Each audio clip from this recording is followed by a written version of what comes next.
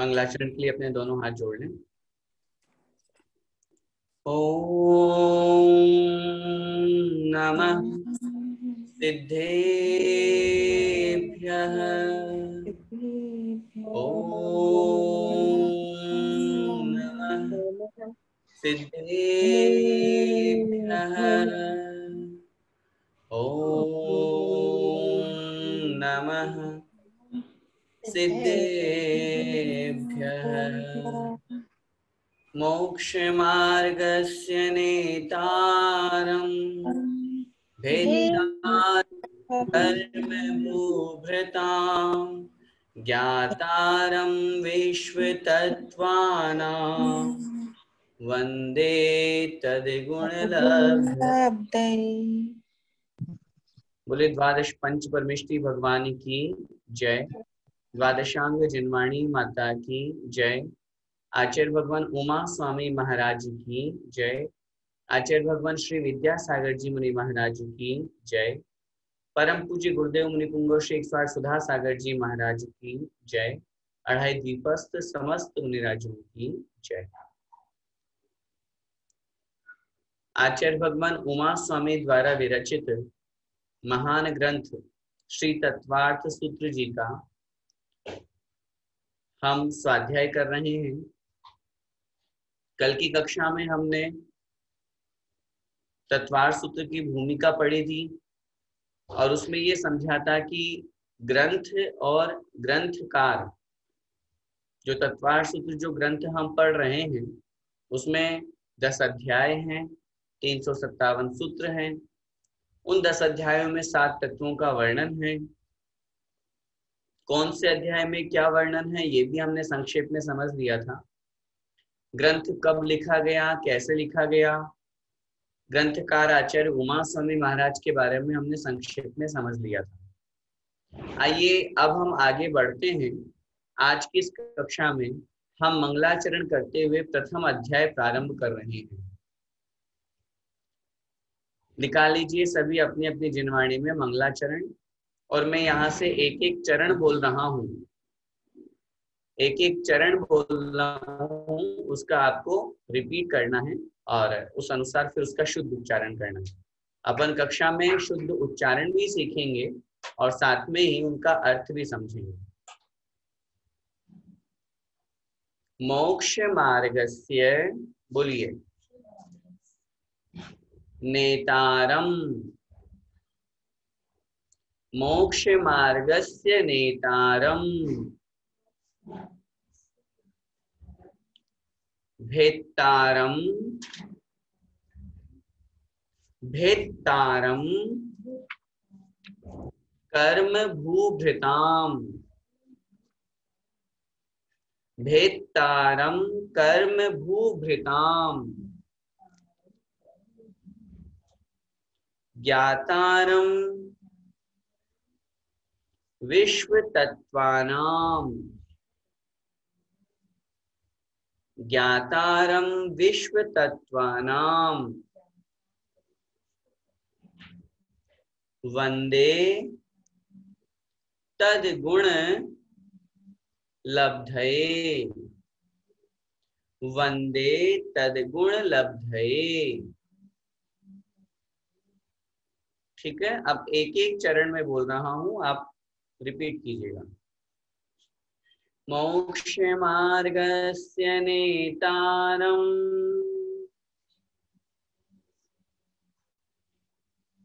भेत्तारं कर्म भूभृताम्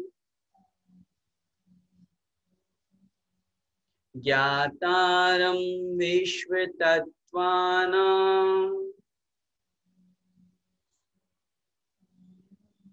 वंदे तद्गुणलब्धये।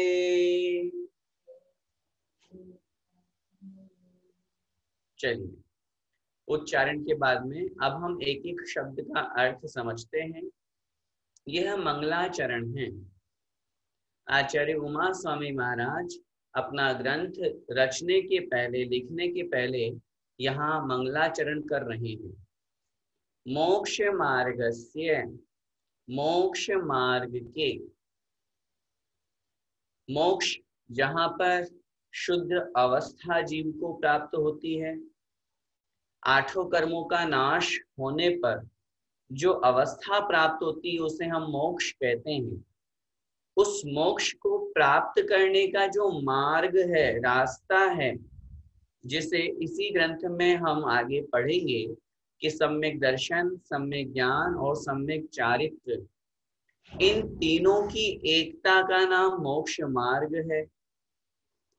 तो ये जो मोक्ष मार्ग है, मोक्ष को प्राप्त करने का जो रास्ता है, उस मोक्ष मार्ग के नेतारम अर्थात नेता को, नेता कौन होता है? लीडर, मुखिया, जो स्वयं आगे आगे चलता है और जनता को पीछे पीछे चलाता है। नेता की क्या विशेषता होती है? वो स्वयं उसको फॉलो करता है, स्वयं आगे चलता है और अन्य लोगों को उपदेश दे करके और पीछे चलाता है अपने अपने, वो नेता कहलाता है। यहाँ सामान्य सांसारिक नेता की बात नहीं है, यहाँ मोक्ष मार्ग के नेता की बात है। तो जो मोक्ष मार्ग के नेतारम, नेता को, आगे दूसरा विशेषण क्या दे रहे हैं? भेत्तारम कर्म भूभृताम। भेत्तारम भेदन करने वाले को। भेदन, भेदन किसका? भेत्ता, भेत्ता माने नष्ट करना, भेदन करने वाला किसका? कर्म भूभृताम, कर्म रूपी भूभृत। भूभृत का मतलब क्या होता है? पर्वत। भूभृत का शाब्दिक अर्थ होता है पर्वत।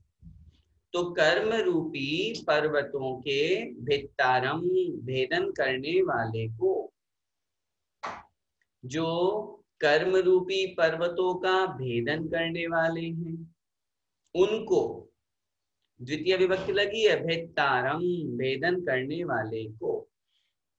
आगे ज्ञातारम अर्थात जानने वाले को। किसको जानने वाले को? विश्व तत्वानाम, विश्व के समस्त तत्वों को। विश्व का मतलब विश्व भी लगाना है और विश्व का मतलब समस्त लगाना है। जो समस्त तत्वों को जानने वाले हैं, तीनों लोकों में जितने द्रव्य हैं उनकी अनंत पर्यायों को, समस्त तत्वों को, सब पदार्थों को जो एक साथ एक समय में जानते हैं। ज्ञातारम जानने वाले को। तीन विशेषण हो गए। इनको वंदे, मैं वंदना करता हूं, मैं नमस्कार करता हूं। किसको नमस्कार करता हूं? तो ये तीन विशेषताएं जिनमें है उनको नमस्कार करता हूं। फिर से समझिए तीन विशेषताएं कौन कौन सी है। सबसे पहली है मोक्ष मार्गस्य नेतारम, मोक्ष मार्ग के जो नेता है। इस विशेषण से आचार्य उमा स्वामी महाराज अरिहंत भगवान के हितोपदेशी गुण को प्रकट कर रहे हैं। क्योंकि नेता उपदेश देते हैं।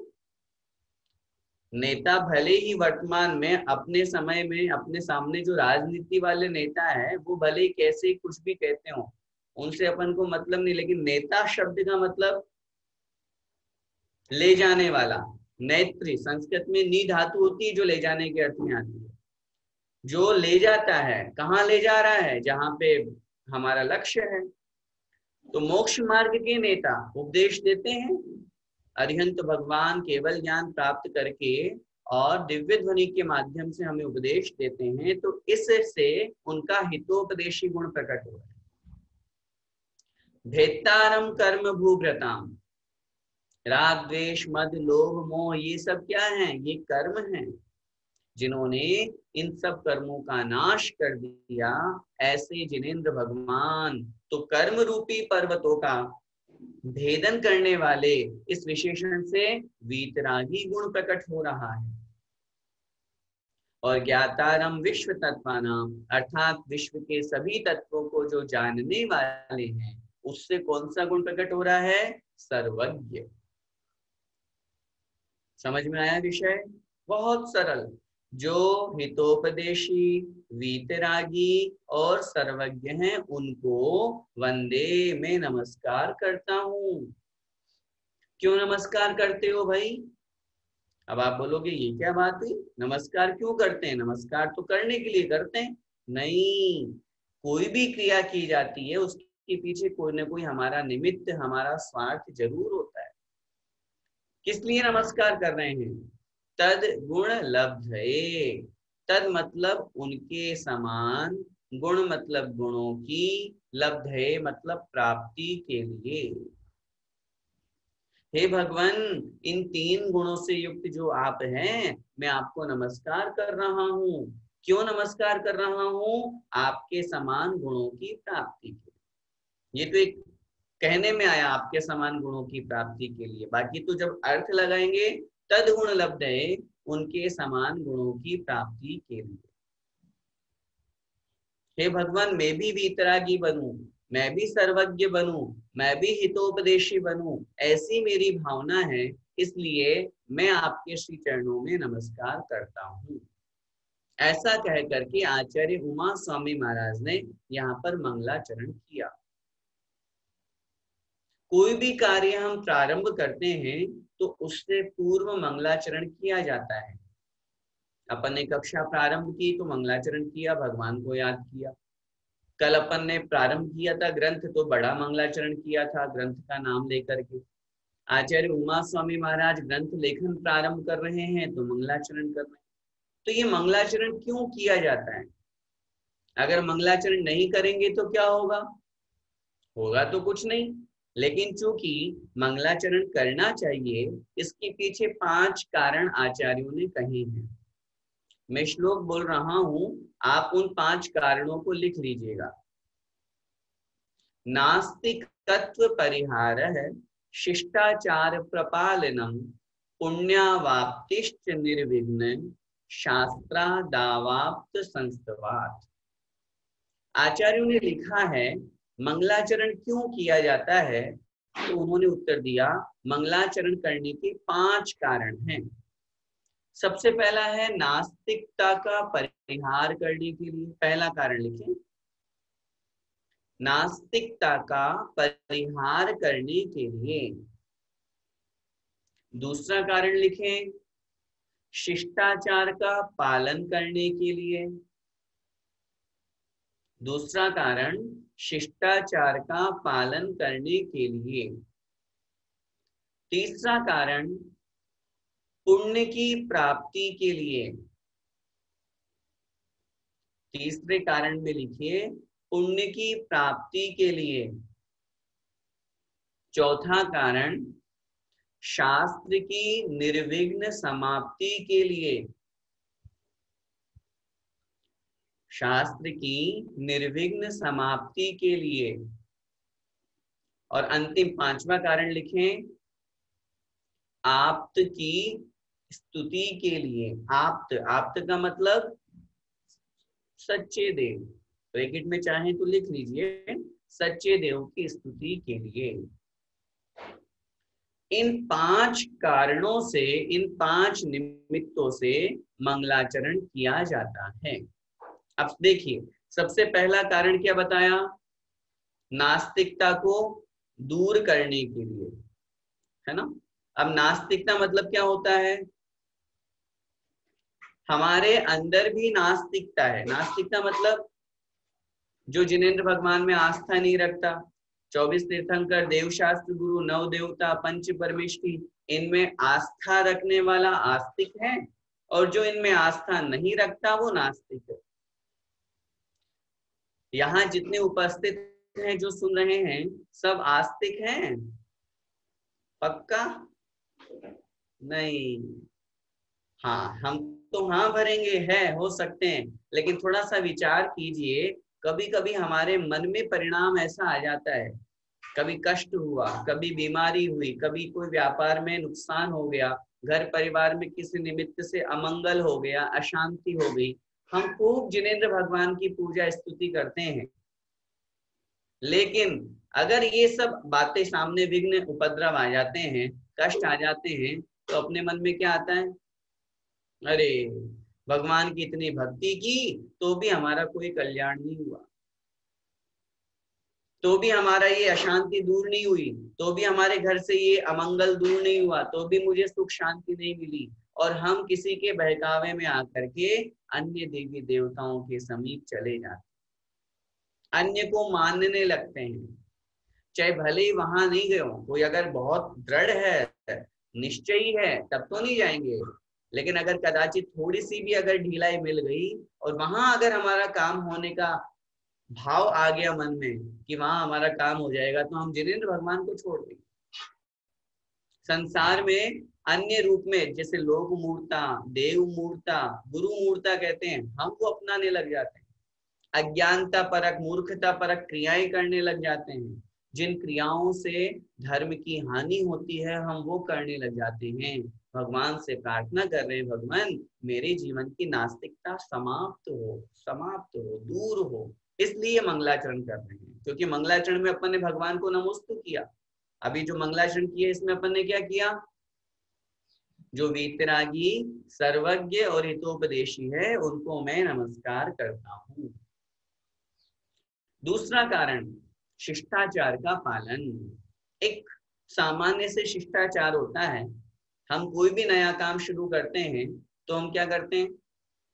अपने घर वालों को प्रणाम करते हैं, उनसे बड़ों से आशीर्वाद लेते हैं, गुरु के समक्ष जाकर के और प्रार्थना करते हैं, जिन मंदिर जाकर के श्रीफल ले जाकर के भगवान को निवेदन करते हैं, भगवान आज हमारी फैक्ट्री का मुहूर्त है। अब भगवान क्या करेंगे? फैक्ट्री का मुहूर्त है तो भगवान आशीर्वाद दीजिए, फैक्ट्री अच्छी चले।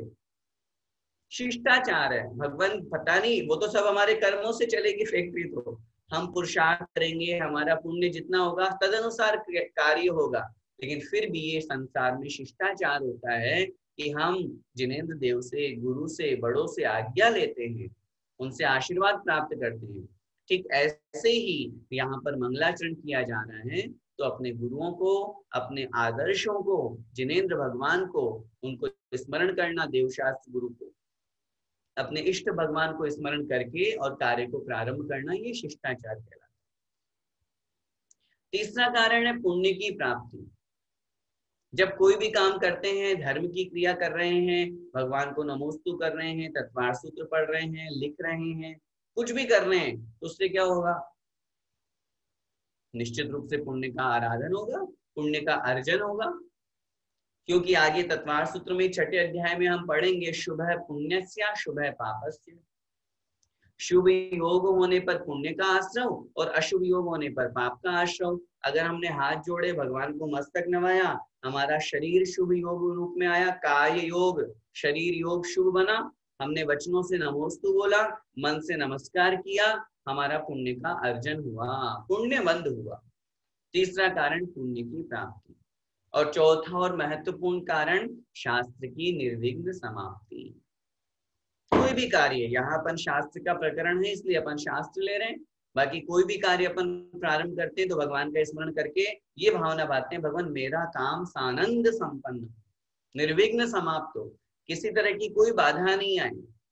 तो ऐसे ही हमने ग्रंथ प्रारंभ किया, आचार्य उमा स्वामी महाराज ने ग्रंथ प्रारंभ किया, ये भावना की ये ग्रंथ निर्विघ्न समाप्त हो, बहुत अच्छे से समाप्त हो, पूरा हो, सानंद संपन्न हो, ऐसी भावना के साथ में। और पांचवा कारण, जो कि जब भगवान की स्तुति करेंगे तो निश्चित रूप से, जैसे कोई भी मंगलाचरण अपन ले लें, चाहे वो छेड़ाला का लें, चाहे रत्नगण शौकाचार का लें, चाहे समय सारजी ग्रंथ का लें, सब में आप्त की बात की गई।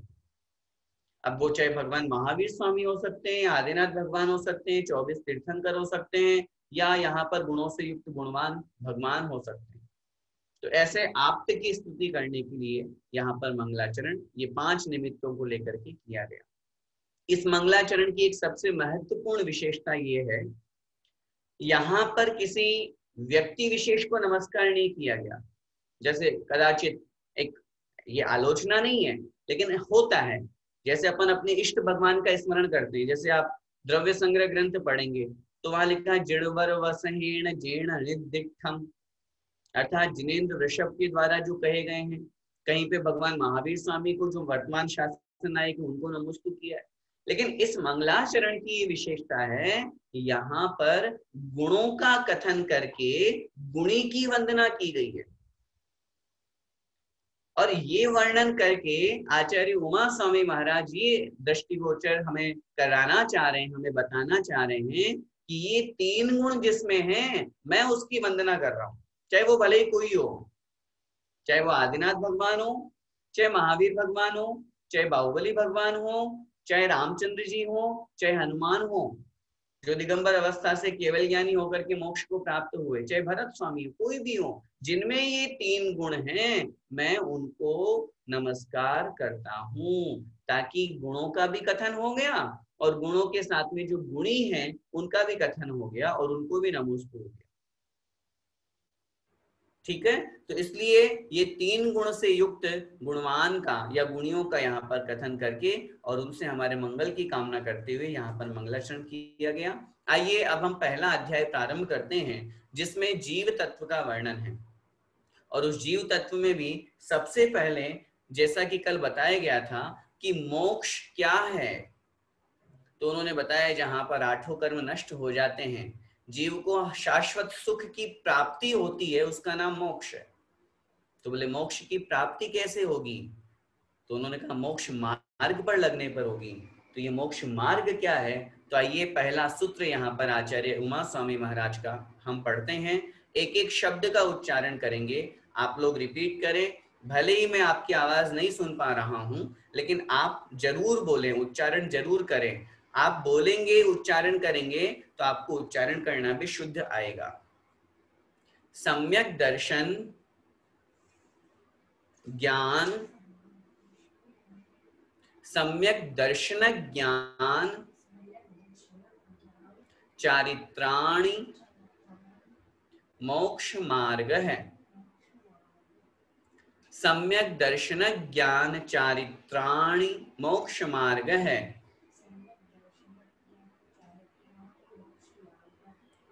सम्यक दर्शन ज्ञान चारित्राणि मोक्ष मार्ग है।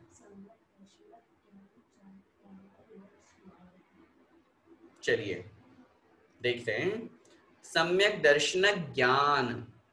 देखिए संस्कृत में उच्चारण में एक नियम होता है, आगे कहीं पर भी संयुक्त अक्षर हो, संयुक्त अक्षर का मतलब होता है जहां 2 अक्षर मिल रहे हो, जैसे प और र मिलकर के प्र बनता है।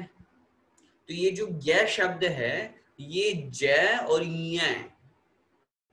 ये दोनों मिलकर के बना है। तो संयुक्त अक्षर के उच्चारण के पहले, उच्चारण शास्त्र में ऐसा नियम बताया गया है कि उसके पहले वाले अक्षर पे थोड़ा सा जोर दिया जाता है। जैसे हम भक्तामर स्तोत्र पढ़ते हैं, भक्तामर प्रणत मौलिमणि प्रभाणा, तो प्र है ना, तो भक्तामर, तो र पे थोड़ा सा जोर दिया हमने, भक्तामर प्रणत। अगर आप भक्तामर प्रणत बोलेंगे पाप नहीं लगेगा। आप अगर सम्यक दर्शन ज्ञान चारित्राणी बोलेंगे पाप नहीं लगेगा, कहीं आप दोष लगा लें, नहीं। लेकिन एक ज्ञानी समझदार संस्कृत का जानकार व्यक्ति सम्यक दर्शन ज्ञान चारित्राणी ऐसा बोलेंगे, ताकि उनको संस्कृत का भी नॉलेज है, उच्चारण का भी ज्ञान है, ऐसा भी समझ में आता है। चारित्राणी में त्रा बड़ा है, णी छोटी है, वैसा ही उच्चारण करना है। देखिए सम्यक दर्शन ज्ञान, सम्यक शब्द जो इसमें दिया हुआ है ये तीनों में लगेगा, सम्यक दर्शन, सम्यक ज्ञान और सम्यक चारित्र, बहुवचन दिया हुआ है, तो इसलिए ये तीनों मिलकर के मोक्ष मार्ग है, मोक्ष मार्ग है। क्या मतलब हुआ, सूत्र का अर्थ हुआ सम्यक दर्शन, सम्यक ज्ञान और सम्यक चारित्र, इन तीनों की एकता मोक्ष मार्ग है। तीनों की एकता एक मोक्ष मार्ग है। देखिए विशेषता, देखिए यहां पर सम्यक दर्शन ज्ञान चारित्राणी में बहुवचन दिया हुआ है और मोक्ष मार्ग में एक वचन दिया हुआ है। संस्कृत के जानकार होने से यहाँ पे क्या समझना है, जब उसमें बहुवचन दिया है तो वो तीनों हैं और तीनों मिलकर के एक मोक्ष मार्ग बना रहे हैं। अगर हम मोक्ष मार्गः लिख देते तो फिर मोक्ष मार्ग 3 हो जाते। सम्यक दर्शन भी मोक्ष मार्ग, सम्यक ज्ञान भी मोक्ष मार्ग और सम्यक चारित्र भी मोक्ष मार्ग। मोक्ष के जाने के 3 रास्ते, जिसको जिससे जाना हो वो चला जाए। नहीं, मोक्ष जाने का एक ही रास्ता है, एक ही मार्ग है, और वो है सम्यक दर्शन, सम्यक ज्ञान और सम्यक चारित्र, तीनों की एकता। 3 अलग अलग रत्न हैं, 3 अलग अलग वस्तु तत्व हैं, लेकिन ये तीनों जहां मिलेंगे वहां से मोक्ष मार्ग प्रारंभ होगा। करणान योग की दृष्टि में देखें तो सम्यक दर्शन चौथे गुण स्थान में प्राप्त हो गया, सम्यक दर्शन के साथ ही सम्यक ज्ञान प्राप्त हो गया। युगपथ दोनों एक साथ होते हैं। जैसे ही सम्यक दर्शन हुआ तुरंत सारा का सारा ज्ञान सम्यक ज्ञान में कन्वर्ट हो जाता है। लेकिन ये दोनों तो हो गए चौथे गुण स्थान में, सम्यक दर्शन और सम्यक ज्ञान। सम्यक चारित्र की प्राप्ति छठे गुण स्थान से प्रारंभ होती है। सम्यक चारित्र का मतलब है पांचों पापों का पूर्ण त्याग। सकल चारित्र, सकल चारित्र सम्यक चारित्र है। आचार्यों ने तो एक देश चारित्र पंचम गुण स्थानवर्ती को सम्यक चारित्री नहीं कहा। आचार्य श्री जब ये पढ़ाते हैं, बड़े पंडित जी हमेशा बताते थे, वो कहते थे आचार्य श्री जब पढ़ाते हैं, सामने जब एलक जी बैठे रहते हैं तो उनको बोलते हैं एलक जी लंगोट उतारो तब मोक्ष मार्गी बनोगे, अभी तो आप पंचम गुण स्थानवर्ती हो, मोक्ष मार्गी नहीं हो। क्या मतलब हुआ? मोक्ष मार्ग छठे गुण स्थान से प्रारंभ होता है। पांचवें गुण स्थान में भी अभी एक देश चारित्र है, सम्यक चारित्र नहीं है, क्योंकि आप खुद स्वयं यहाँ पे सूत्र देखिए, तीनों की एकता मोक्ष मार्ग है। सम्यक दर्शन, सम्यक ज्ञान और सम्यक चारित्र तीनों जहां पर मिलेंगे तो मोक्ष मार्ग प्रारंभ होगा। इसलिए पांचवें गुण स्थान में भी मोक्ष मार्ग अभी प्रारंभ नहीं हुआ है। कुछ लोग चौथे गुण स्थान में मोक्ष मार्ग मानते हैं, कुछ लोगों की मान्यता ऐसी है। उनसे मेरा निवेदन है, यहाँ पर आचार्य उमा स्वामी महाराज स्पष्ट लिख रहे हैं तीनों की एकता का नाम मोक्ष मार्ग है। चौथे और पांचवें गुण स्थान में कोई भी चारित्र नहीं है। पांचवें गुण स्थान में एक देश चारित्र है, लेकिन फिर भी आचार्यों ने उसे सम्यक चारित्र की कोटि में नहीं रखा। हाँ, एक अपेक्षा से पांचवें गुण स्थानवर्ती को हम आंशिक मोक्ष मार्गी मान लें, लेकिन मोक्ष मार्गी तो छठे गुण स्थान से प्रारंभ होंगे, और चौथे गुण स्थान का तो नाम ही अविरत सम्यक्त्व है। व्रत ही नहीं है, चारित्र ही नहीं है, प्रतिमा ही नहीं है, तो फिर चौथे गुण स्थान में तो मोक्ष मार्ग होने का सवाल ही नहीं है।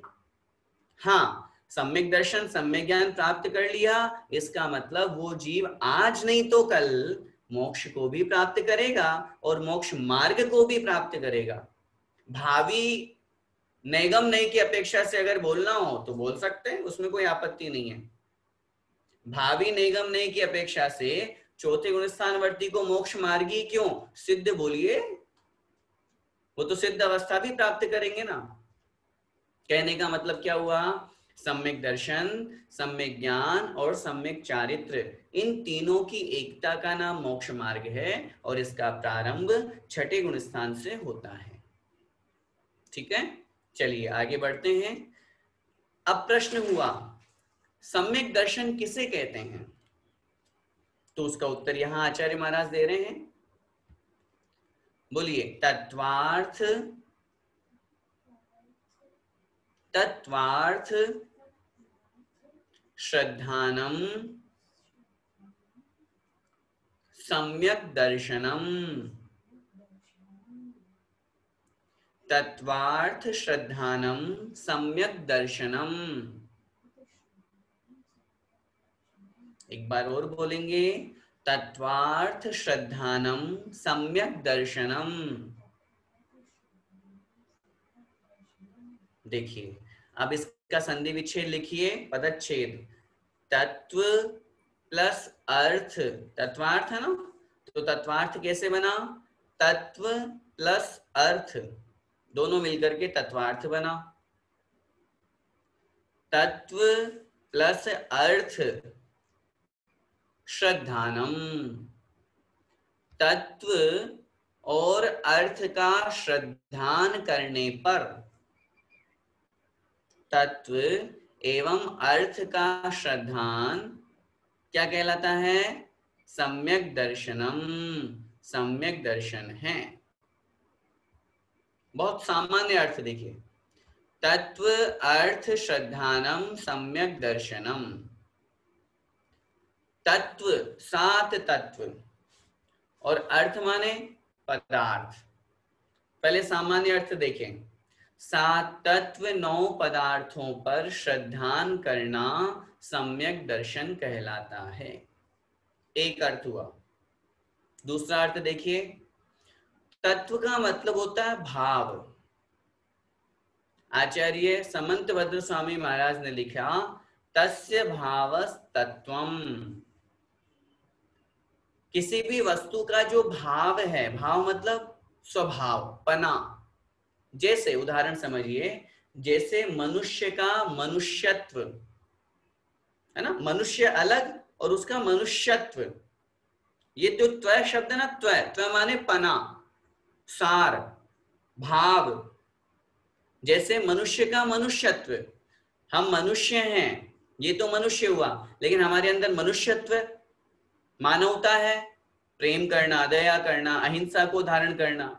एक पशु है, पशु के अंदर पशुता, वो मार रहा है, लड़ रहा है, झगड़ रहा है, तो ये उसका स्वभाव। वही बात समझ में आ गई? तो तत्व का मतलब भाव, स्वभाव। तो अर्थ, और अर्थ का मतलब क्या हुआ? पदार्थ। तो तत्व अर्थ श्रद्धानम, अर्थ माने पदार्थों के स्वभाव का, पदार्थों के भाव का श्रद्धानम अर्थात श्रद्धान करने का नाम सम्यक दर्शन है। इस प्रकार सामान्य से ये 2 अर्थ यहाँ पर घटित होते हैं, जिसमें दूसरा अर्थ विशेष मुख्य प्रयोजनवान है। पहला अर्थ 7 तत्व 9 पदार्थ, ये सामान्य अर्थ हुआ। विशेष अर्थ तत्व का मतलब भाव। अब यहाँ पर श्रद्धान करने की बात चल रही है। किसके ऊपर श्रद्धान करना? 7 तत्वों पर श्रद्धान करना, 9 पदार्थों पर श्रद्धान करना। और श्रद्धान का मतलब क्या होता है? विश्वास, रुचि करना, विश्वास करना। कैसा विश्वास करना?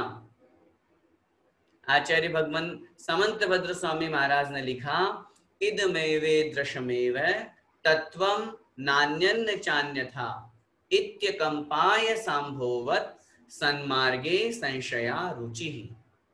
श्रद्धान करें। कैसा श्रद्धान करें? ऐसा श्रद्धान करें, इदम एव ईदृशम एव, ये है और ऐसा ही है। तत्वम न अन्यत न च अन्यथा, तत्व जो है वो अन्य नहीं है और अन्य प्रकार नहीं है। कैसा श्रद्धान? जैसे तलवार पर या लोहे पर पानी अटल हो गया, निश्चल हो गया, निश्चल, बिल्कुल चलायमान नहीं है, चिपक गया। जब तलवार बनाई जाती है या लोहा गर्म किया जाता है, उसको नुकीला करने के लिए उसके ऊपर पानी डाला जाता है। या और जो अपने डेली रूटीन में एग्जांपल है वो अपन समझें। आप तवा गरम है अपना, जिसमें हम, जिसके ऊपर अपन रोटी सेकते हैं, उसके ऊपर थोड़ा सा पानी अपन डालते हैं, पानी की बूंद, तो क्या होता है?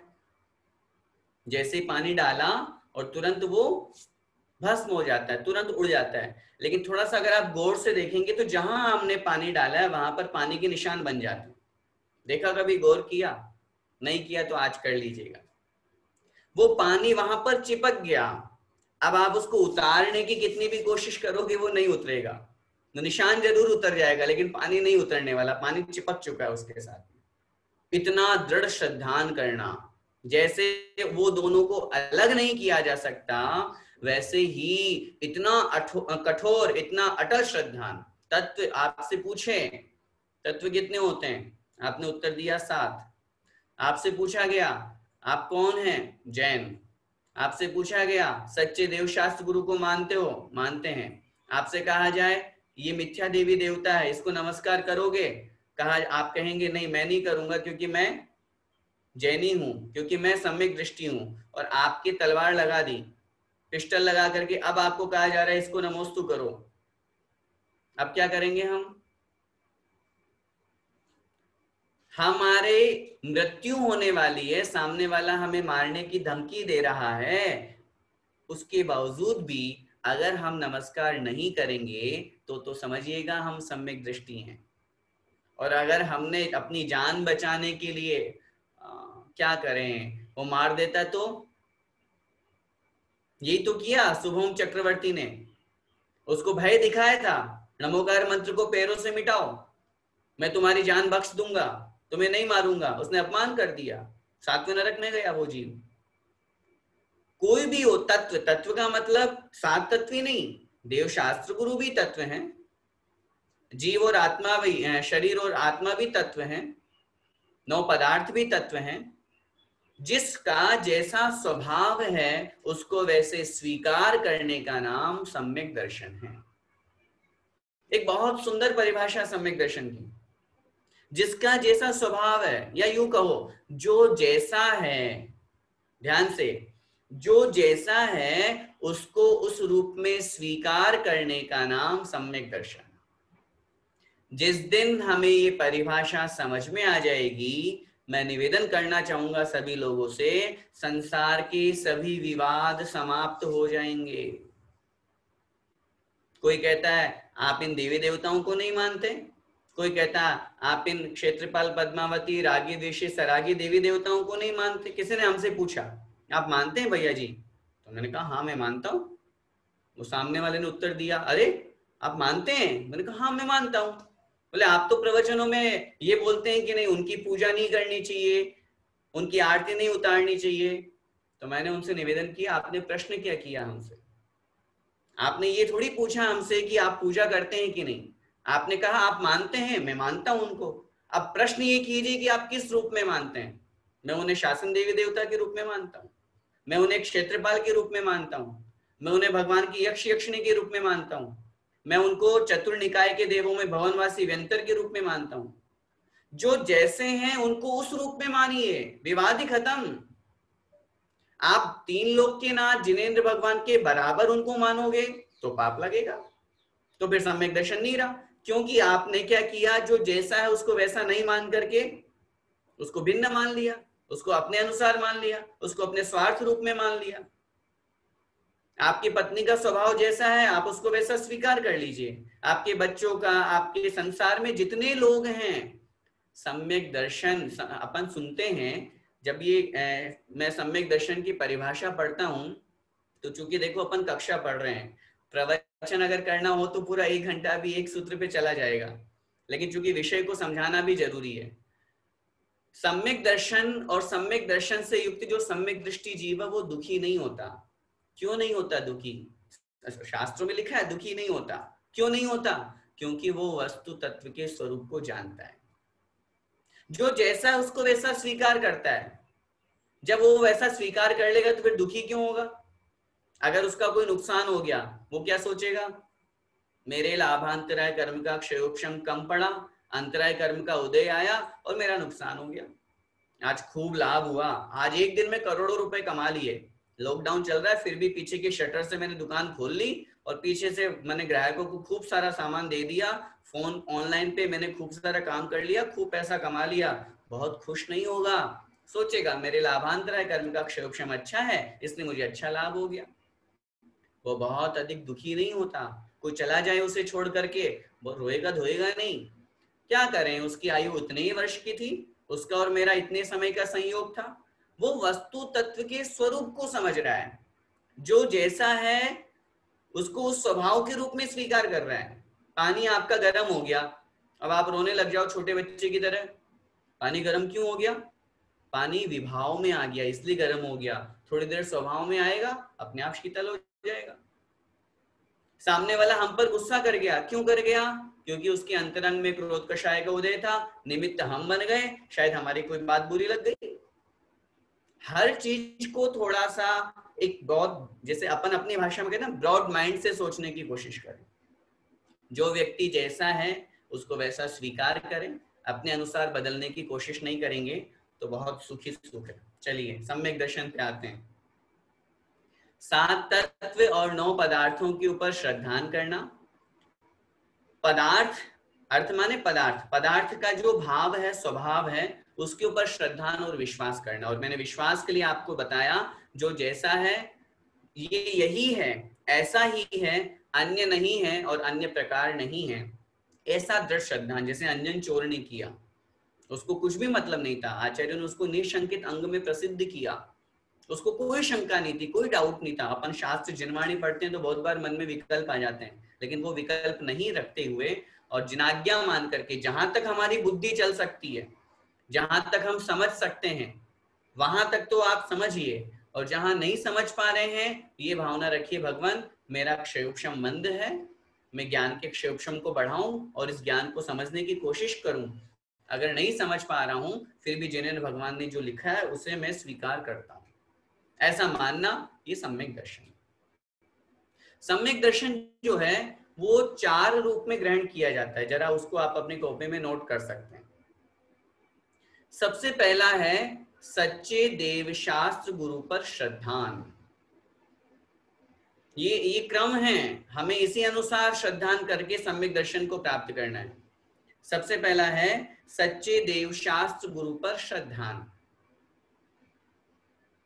फिर उसके बाद में है दूसरा 7 तत्व 9 पदार्थों पर श्रद्धान। दूसरा कारण या दूसरा श्रद्धान का जो संकल्प है 7 तत्व 9 पदार्थों पर श्रद्धान। तीसरा प्रशम, संवेग, अनुकंपा और आस्तिक्य।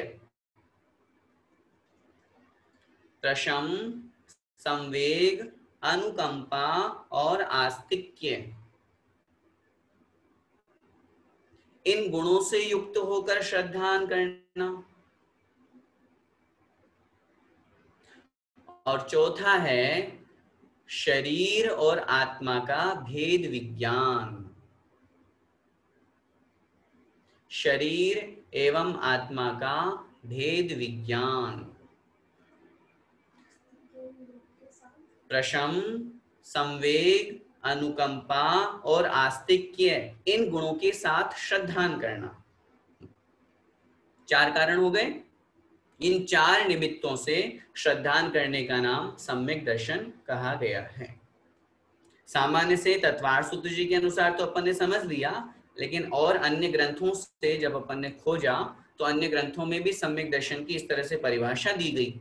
आचार्य कुंद स्वामी महाराज ने दंसण पाहुर में लिखा, प्रशम, संवेग, अनुकंपा और आस्तिक्य ये सम्यक दृष्टि के 4 लक्षण हैं। समंतभद्र स्वामी महाराज ने सच्चे देवशास्त्र गुरु पर सच्चा श्रद्धान लिखा।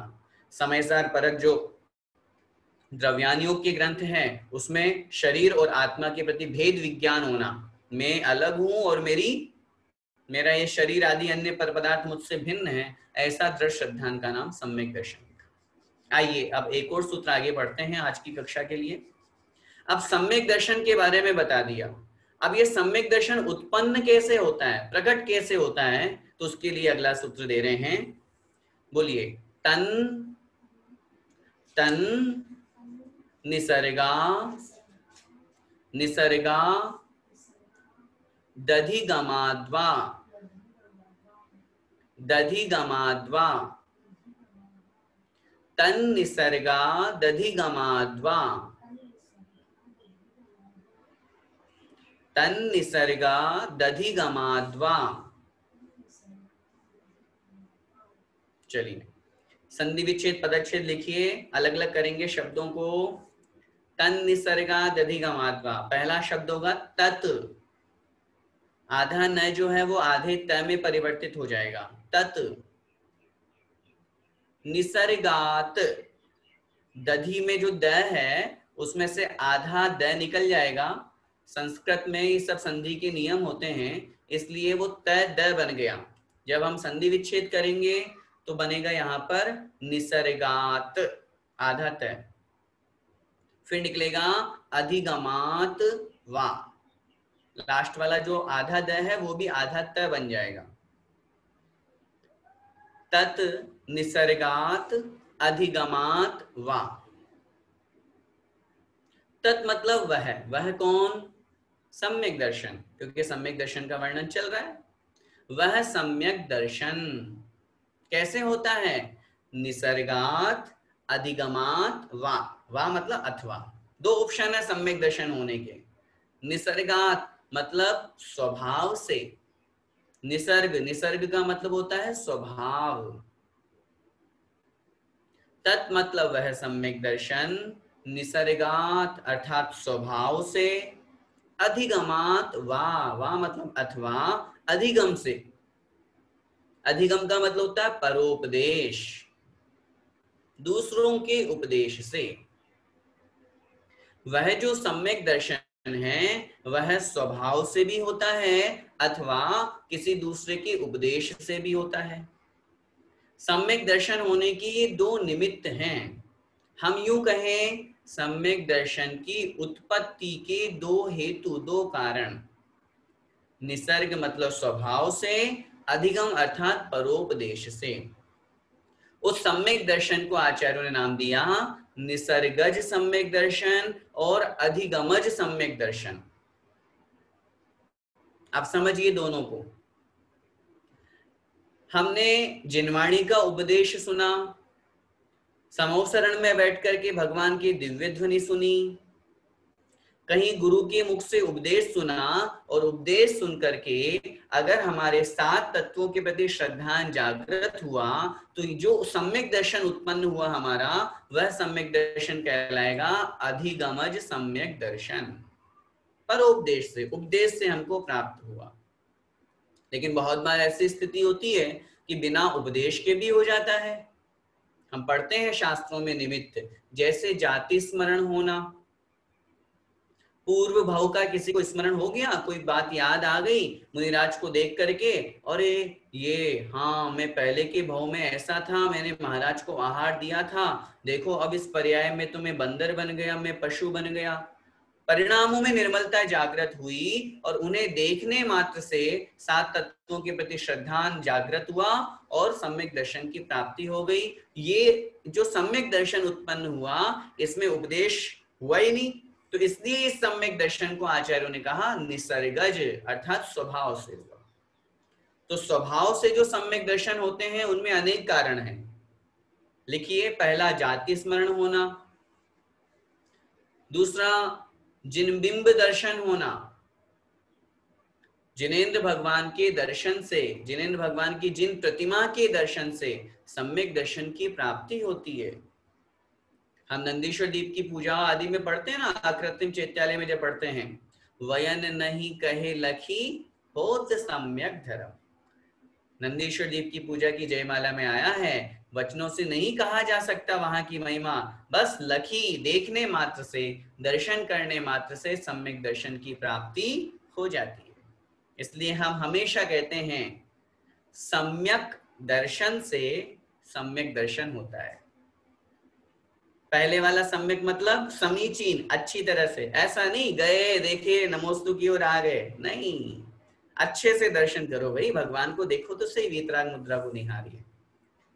चलिए, दूसरा अगला निमित्त है जिन महिमा दर्शन से।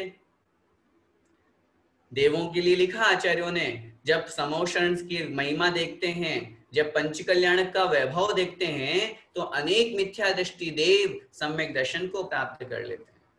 तो जिन महिमा दर्शन भी सम्यक दर्शन में निमित्त है।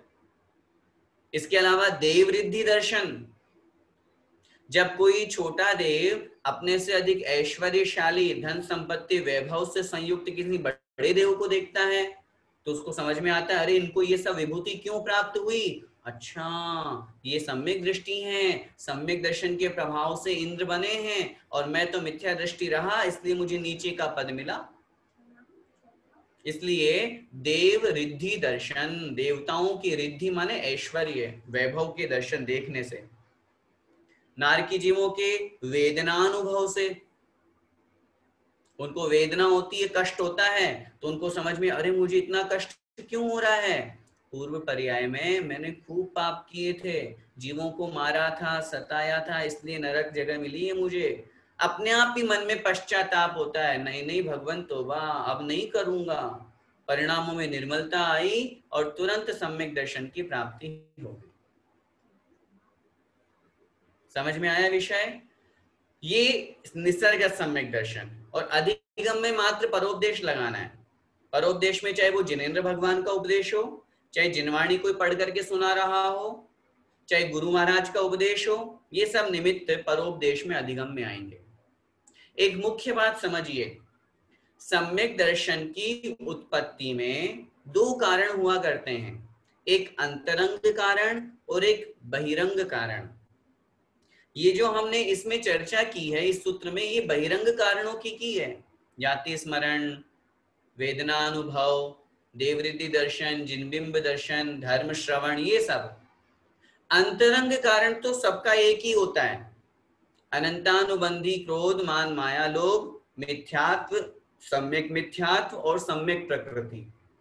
इन 7 प्रकृतियों के उपशम अथवा क्षय अथवा क्षयोपशम से सम्यक दर्शन की प्राप्ति होती है। लिख लीजिए, ये 7 प्रकृतियों का उपशम क्षय क्षयोपशम तो अनिवार्य है। ये अंतरंग कारण तो सबका समान होगा, अंतरंग निमित्त तो यही होगा। बहिरंग में निमित्त चेंज हो सकते हैं। बहिरंग में किसी को वेदनानुभव से हो रहा है, किसी को धर्म श्रवण से हो रहा है, किसी को जाति स्मरण से हो रहा है, किसी को जिनेंद्र भगवान के उपदेश से समोषण में बैठ करके हो रहा है, आदि अन्य निमित्त बहिरंग कुछ भी हो सकते हैं, लेकिन अंतरंग निमित्त सबका एक ही होगा। स्वभाव से और परोपदेश से जो सम्यक दर्शन उत्पन्न होता है, उन दोनों को नाम यहाँ पर दिया। स्वभाव से होने वाले का निसर्गच और परोपदेश से होने वाले का अधिगमच। उदाहरण समझिए, जैसे एक छात्र है, वो टीचर ने, शिक्षक ने जैसा पढ़ाया वैसा पढ़ लिया और याद कर लिया और मार्क्स ले आया अच्छे, तो ये क्या कहलाया? निसर्गच। और एक ट्यूटर लगा करके ट्यूशन से, कोचिंग से पढ़ रहा है, एक्स्ट्रा पढ़ रहा है, तो ये हुआ अधिगमच। एक उदाहरण मात्र। मछली स्वभाव से तैर रही है जल में, ये निसर्गज, स्वभाव है उसका तैरना। और कोई अपन लोग स्विमिंग सीख रहे हैं तो सीख करके फिर तैरे ना अपन, इसलिए ये अधिगमच। तो ऐसे ही ये सम्यक दर्शन स्वभाव और परोपदेश की अपेक्षा से 2 प्रकार का होता है। 3 सूत्र आज की कक्षा में हुए, बस आज के लिए इतना ही। आज की कक्षा में जो अपन ने पढ़ा बहुत संक्षेप में, आइए उनका रिवीजन करते हैं। मंगलाचरण में अपन ने पढ़ा जो मोक्ष मार्ग के नेता हैं अर्थात हितोपदेशी, भेत्तारम कर्म भूभृताम, कर्म रूपी पर्वतों को जो नष्ट करने वाले हैं ऐसे वीतरागी भगवान, ज्ञातारम विश्व तत्वानाम अर्थात विश्व के समस्त तत्वों को जो जानने वाले हैं ऐसे सर्वज्ञ। इन 3 सर्वज्ञ, वीतरागी और हितोपदेशी, इन तीनों गुणों से सुशोभित जो जिनेंद्र देव हैं, उनकी मैं वंदना, उनको प्रणाम करता हूं, उनके समान गुणों की प्राप्ति के लिए। मंगलाचरण का कारण और निमित्त अपन ने यहाँ पर पढ़े। इसके बाद ग्रंथ का प्रारंभ प्रथम अध्याय से हुआ। सम्यक दर्शन, सम्यक ज्ञान और सम्यक चारित्र, ये तीनों की एकता मोक्ष मार्ग है, जिसका प्रारंभ 6ठे गुण स्थान से होता है। 4थे गुण स्थान में सम्यक दर्शन है, मोक्ष मार्ग की भूमिका बनती है। कोई भी जीव मोक्ष प्राप्त करने के लिए उसे सम्यक दर्शन अनिवार्य है। बिना सम्यक दर्शन, सम्यक ज्ञान और सम्यक चारित्र प्राप्त किए आज तक किसी ने मोक्ष प्राप्त नहीं किया। जब मोक्ष मार्ग ही प्राप्त नहीं हुआ तो मोक्ष कैसे प्राप्त होगा? सम्यक दर्शन की परिभाषा में 7 तत्व 9 पदार्थों के ऊपर अथवा किसी भी वस्तु, किसी भी पदार्थ का जो भाव है, स्वभाव है, उसको ज्यों का त्यों, जैसा का तैसा श्रद्धान करने का नाम सम्यक दर्शन है। वह सम्यक दर्शन जो है वह स्वभाव से और परोपदेश से, उत्पत्ति की अपेक्षा से 2 भेद वाला होता है। यहाँ तक अपना हुआ। आइए अब इसके बाद में हम कल की आगे की कक्षा में इनका रिवीजन करके 4था सूत्र आगे पढ़ेंगे। बस आज के लिए इतना ही। बोले द्वादशांग जिनवाणी माता की जय।